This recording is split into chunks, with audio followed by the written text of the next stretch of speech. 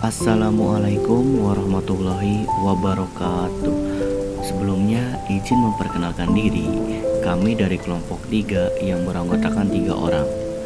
Dengan saya sendiri, Maulana Hasan 19210035, dan 2 rekan saya ada Salwa Salpianti dengan NIM 19210034, dan yang satu lagi ada Rika Fitri Adriani dengan NIM 19210030. Kami di sini akan menjelaskan tentang teks anekdot. Di sini ada 5 pembahasan teks anekdot. Yang pertama ada pengertian teks anekdot. Yang kedua ada ciri-ciri teks anekdot. Yang ketiga ada struktur teks anekdot. Yang keempat ada jenis teks anekdot. Dan yang terakhir ada kaidah kebahasaan teks anekdot. Dan yang pertama ada pengertian teks anekdot.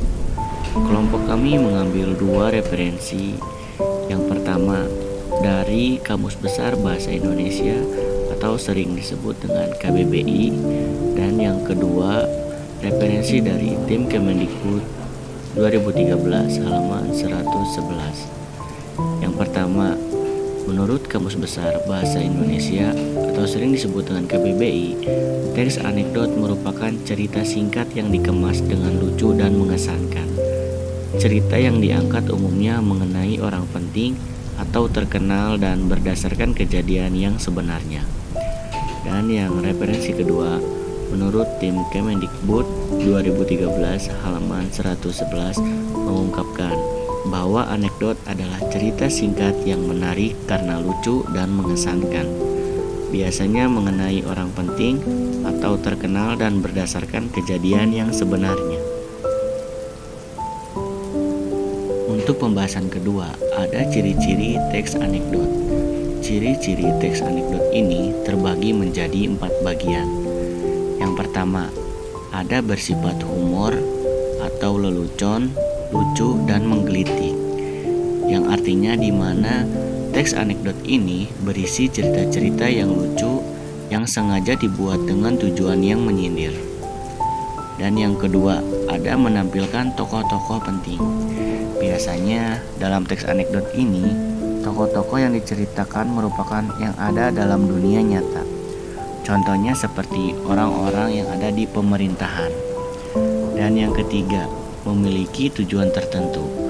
Dalam teks anekdot terselip pesan dan kritik yang dikemas dengan cara yang lebih lucu dan dapat diterima oleh masyarakat. Dan yang terakhir, keempat, berupa teks yang mendekati perumpamaan. Perumpamaan ini pada sebuah teks anekdot mendekati sebuah dongeng seperti karangan cerita yang berdasarkan imajinasi dan ditambah dengan segala hal yang bersifat tentang nyata. Selanjutnya, struktur teks anekdot. Teks anekdot memiliki 5 struktur, diantaranya yaitu: yang pertama, abstraksi. Bagian awal dari teks yang berfungsi memberikan gambaran secara jelas mengenai isi. Biasanya bagian ini menunjukkan hal unik yang terdapat di dalam teks. Yang kedua ada orientasi. Bagian yang menunjukkan latar belakang, bagaimana peristiwa terjadi, atau bagian yang menunjukkan awal kejadian. Yang ketiga krisis. Bagian hal atau masalah unik atau tidak biasa yang terjadi pada diri penulis maupun orang yang diceritakan. Yang keempat, reaksi, yaitu bagian yang berisi cara penulis menyelesaikan masalah yang timbul di bagian krisis. Jadi, pada bagian ini akan menangkap bagaimana cara penulis menyelesaikan masalah yang sudah dihadapi dalam cerita dengan caranya sendiri. Dan yang terakhir ada koda, atau bagian akhir dari cerita. Pada bagian ini bisa juga berisikan simpulan tentang kejadian yang dialami penulis atau orang yang ditulis. Selanjutnya ada jenis-jenis teks anekdot. Yang pertama ada jenis teks anekdot berdasarkan sifat peristiwa. Terbagi menjadi anekdot non-fiksi dan anekdot fiksi. Anekdot fiksi yaitu anekdot yang menceritakan kejadian atau peristiwa sebenarnya dengan tokoh dan latar belakang sebenarnya. Sedangkan anekdot fiksi merupakan anekdot yang menceritakan kisah fiksi atau khayal.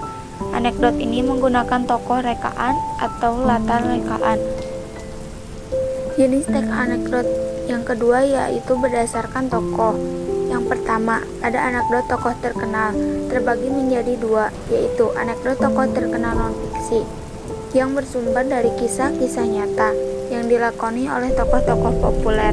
Anekdot ini sering diceritakan sendiri oleh tokoh bersangkutan, ataupun orang lain yang mengetahui kejadian yang sebenarnya.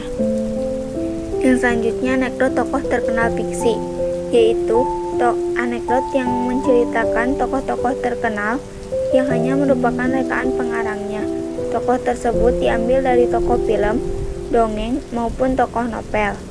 Yang kedua, anekdot sufi, yaitu anekdot yang menceritakan kisah-kisah sufi atau pemuka agama.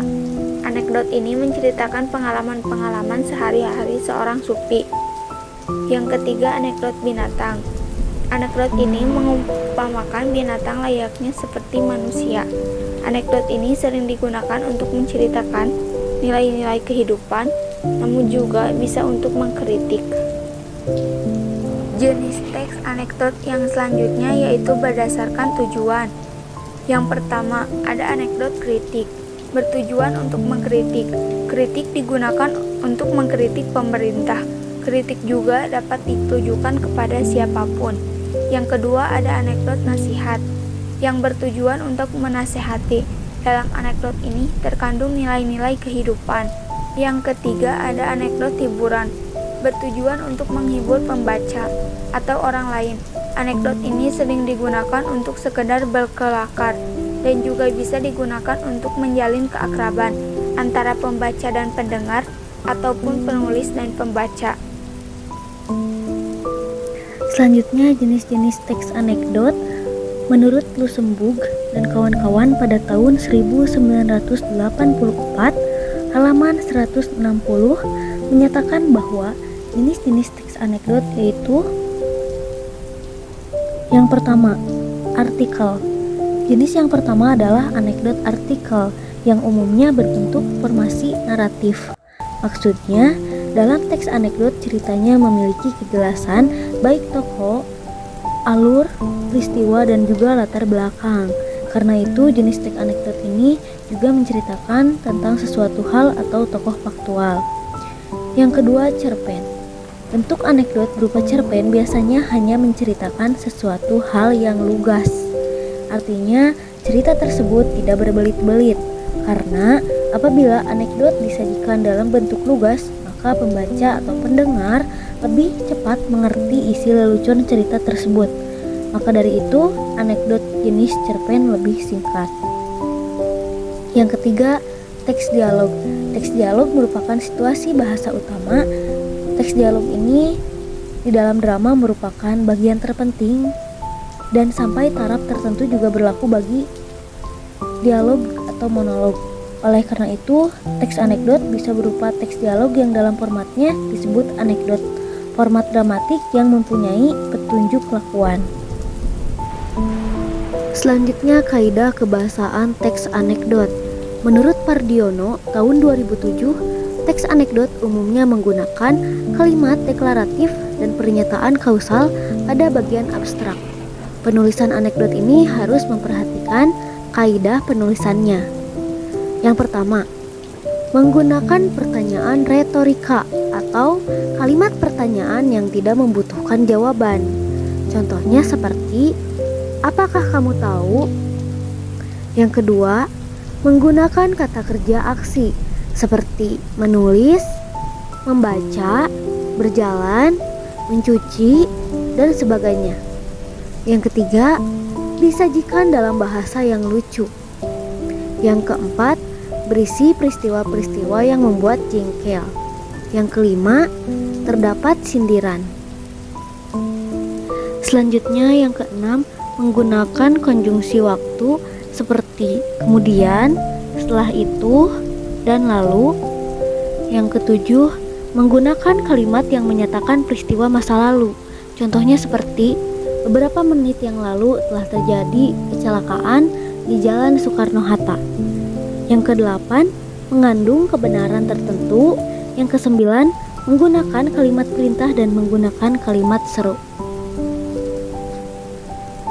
Selanjutnya, kaidah penulisan teks anekdot menurut tim Kemendikbud pada tahun 2013 halaman 111. Teks anekdot yaitu disajikan dalam bahasa yang lucu dan berisi peristiwa-peristiwa yang membuat jengkel atau konyol bagi partisipan yang mengalaminya. Perasaan jengkel tersebut merupakan krisis yang ditanggapi dengan reaksi dari pertentangan antara nyaman dan tidak nyaman, tercapai dan gagal, serta puas dan frustasi. Sekian presentasi dari kelompok kami. Mohon maaf apabila ada kesalahan. Terima kasih. Wassalamualaikum warahmatullahi wabarakatuh.